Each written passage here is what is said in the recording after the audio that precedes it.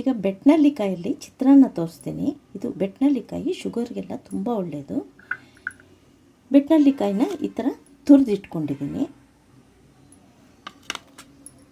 ಬಾಣಲಿಗೆ ಎಣ್ಣೆ ಹಾಕಿ ಕಡಲೆಬೀಜ ಹುರ್ಕೋತಾ ಇದ್ದೀನಿ. ಒಗ್ಗರಣೆಯಲ್ಲೇ ಹುರಿದ್ರೆ ಮೆತ್ತಗಾಗ್ಬಿಡುತ್ತೆ ಸ್ವಲ್ಪ ಕಡಲೆಬೀಜ. ಇದು ಹುರಿದು ಕೊನೆಗೆ ಹಾಕಿದ್ರೆ ಕ್ರಿಸ್ಪಿಯಾಗಿರುತ್ತೆ.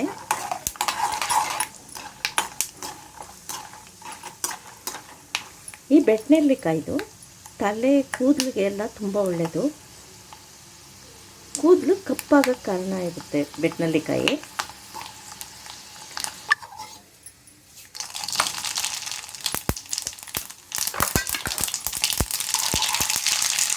ಎಣ್ಣೆ ಹಾಕ್ಕೊಂಡು ಸಾಸಿವೆ, ಹಸಿಮೆಣಸಿನ್ಕಾಯಿ,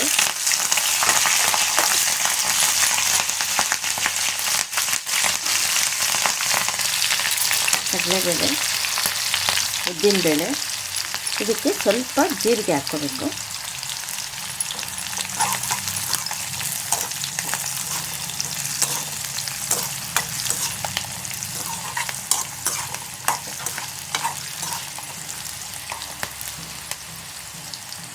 ಈಗ ಬೆಟ್ನಳ್ಳಿಕಾಯಿ ತುರಿದಿರೋದನ್ನ ಹಾಕ್ಕೊತಾ ಇದ್ದೀನಿ.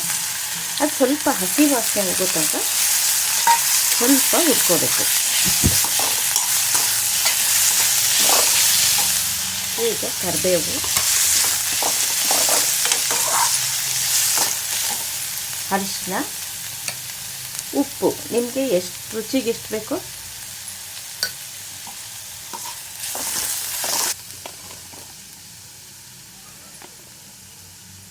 ರುಚಿಗೆ ತಕ್ಕಷ್ಟು ಉಪ್ಪು, ಕೊತ್ತಂಬರಿ ಸೊಪ್ಪು,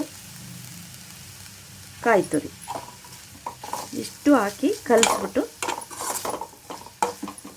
ಈಗ ಅನ್ನಕ್ಕೆ ಕಲಸಿ ತಿನ್ನೋಡಿ. ತುಂಬ ರುಚಿ ಬೆಟ್ನಳ್ಳಿಕಾಯ್ದು ಚಿತ್ರಾನ್ನ.